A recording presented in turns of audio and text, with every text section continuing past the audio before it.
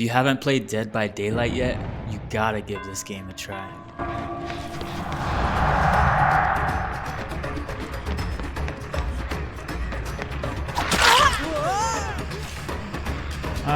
Down the hall.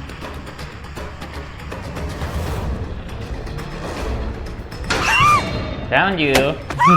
Surprise! Surprise!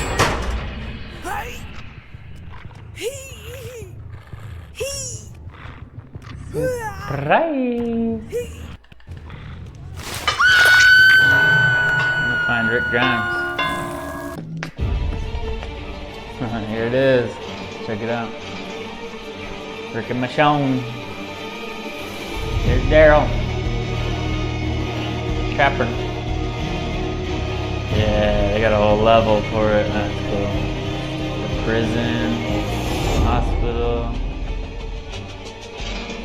Like a Maggie's farm, maybe. That's cool. I'm pretty stoked right now.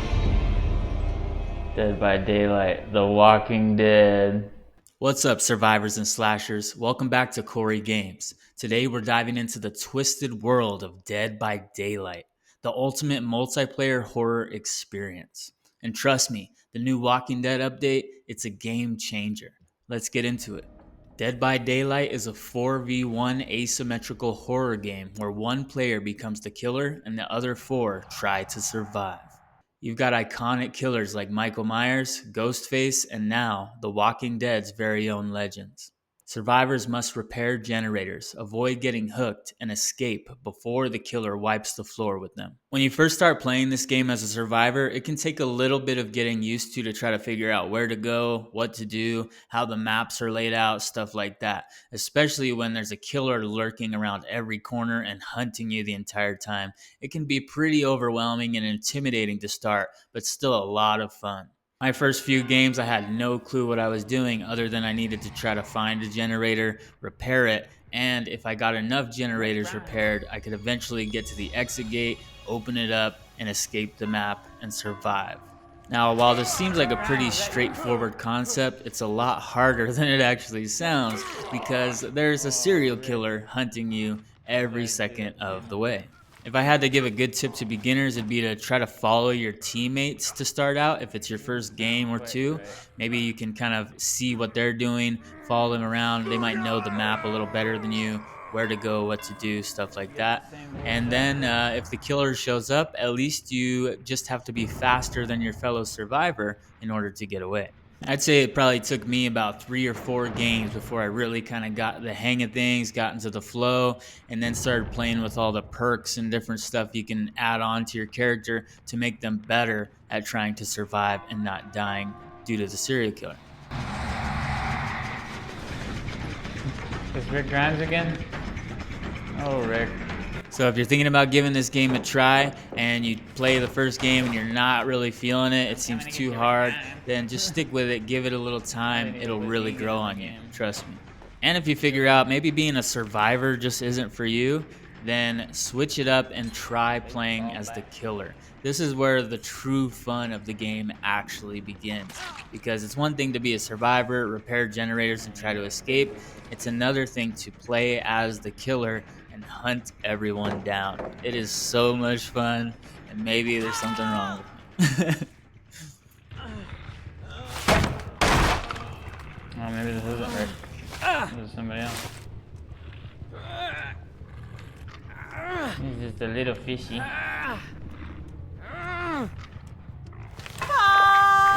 The very first killer that I tried out was the Trapper, who actually lays bear traps on the ground. You can spread them around on the map, put them in good spots like narrow corridors, next to generators, stuff like that. Then if a survivor comes along and steps in one of your traps, you have a limited amount of time where you can go and try and capture them before they escape your trap. And if you hang somebody on a hook, put a trap on the ground next to them, you have a good chance of catching other survivors trying to free their teammates from the hook itself. Now, I've only played a very limited pool of killers so far, and I gotta say the Trapper was easily my favorite early on, but then I started trying out the Hillbilly, who has basically the traditional Leatherface build with the chainsaw sprinting around the map screaming. He was a lot of fun for a minute. And then most recently, I got into the Wraith, who's become my new favorite because he can actually go invisible with kind of this predator cloak on and kind of stalk around the map. And then when he rings his bell, he uncloaks and is able to actually attack the survivors. Hello.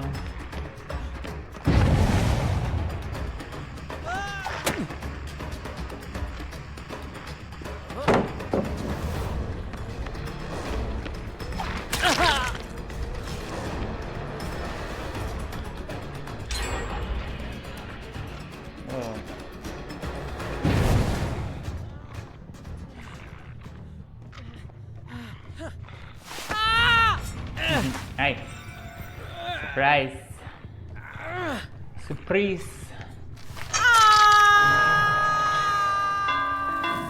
This cloaking ability just adds a whole new level of kind of stealth and sneakiness and suspense and fun to the killer gameplay, because you can literally walk right up on survivors and kind of watch them working on a generator, and they don't even know that you're standing right there until you ring your bell and appear out of thin air.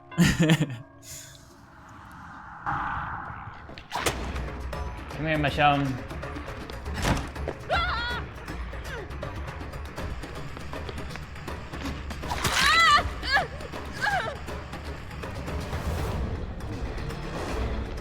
Can't have you escaping without any injuries.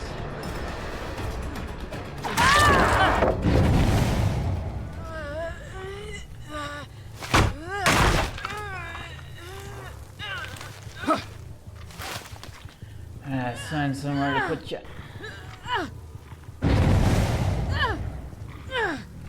This looks like a nice spot. Hang out there for a while.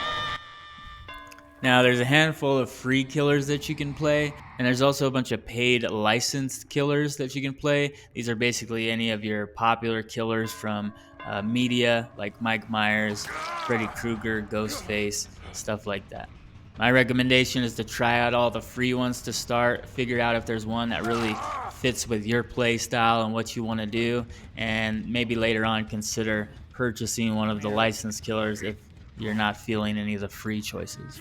Whatever the case may be, whether you're playing a survivor or a killer, I think Dead by Daylight is a whole bunch of fun, especially if you got nothing else to do, it's late at night, toss it on for an hour or so and just play a few matches, running around trying to survive or trying to hunt the survivors and not let anyone escape alive. All right, so you've heard my thoughts about the game, and obviously I think it's a really good time. But next, let's talk about the wildest stuff you can do in Dead by Daylight. As a survivor, one of your main goals is playing mind games with the killer.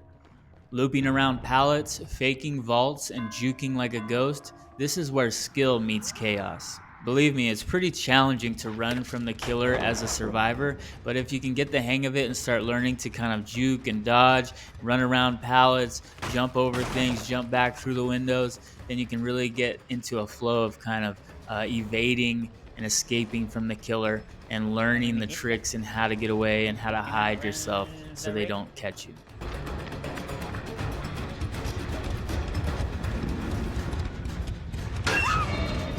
Howdy. When it comes to playing as the killer, whether you're teleporting as the nurse or setting traps as the trapper, it's pure power fantasy and it is an absolute blast. With every killer that you play, just like the survivors, you're going to have your own set of perks, things that you're good at. You want to really try and cater to your killer's build, get perks that will enhance your abilities and make you even more of a nightmare to deal with. Did somebody say trolling with flashlights and firecrackers? Nothing beats blinding a killer mid-chase or pulling off a clutch save with a flashbang. As a survivor, if one of your fellow teammates gets captured and is being carried away by the killer, you can try and get in front of the killer and blind them with your flashlight. This will give your teammate a chance to wiggle free and escape and make a run for it. Just keep in mind, sometimes the killer can have a perk that makes them immune to flashlight blinding. All right, so we get the gist of the game and my thoughts about it so far. Now for the juicy part, the Walking Dead update. Dead by Daylight just dropped a crossover that brings iconic survivors like Rick Grimes and Michonne into the fog. Each comes with unique perks that shake up the meta. First, let's touch on Rick's perk, Leadership Instinct. This perk boosts team coordination and generator speed when nearby allies. Sounds about right for Rick. What about Michonne's perk, the Silent Resolve? This perk reduces noise and scratch marks while injured, perfect for stealth plays. Also keep in mind that you can play as Daryl Dixon as well, but he's essentially a Rick Michonne skin and not a full-on character of his own, which I think is kind of lame. Big mistake. What do you think you're doing in there? I mean, Daryl's the best one. And where's Carol at? And what do you think? If they added in Rick and Michonne, shouldn't they add in Negan as one of the killers with his baseball bat? Gotta have Lucille. Alright, so we've heard about the new Walking Dead characters, but did you know there's a new Walking Dead map as well? Yeah, that's right, the Alexandria Safe Zone. This is a post-apocalyptic maze with tight corners and eerie vibes. It's survival horror at its finest. All I can say is that playing Dead by Daylight is one of the most fun gaming experiences I've had in a long time. So if you haven't tried this game and you're considering it, definitely boot it up, give it a shot, see what you think. And if you've already played it, let me know down in the comments, what's your favorite role? Do you like being a survivor or a killer? And who's your favorite character to play? So there you have it, everyone. If you haven't jumped into Dead by Daylight yet, now's the time. The Walking Dead update adds fresh blood to an already killer game. I hope you enjoyed this. If you did, hit the like button, and if you didn't, it's okay to dislike the video too. No problem at all. Subscribe if you want to see more videos like this, and let me know down in the comments what game you want to see me check out next. Until then, stay sharp, stay sneaky, and don't get hooked. Thanks for watching.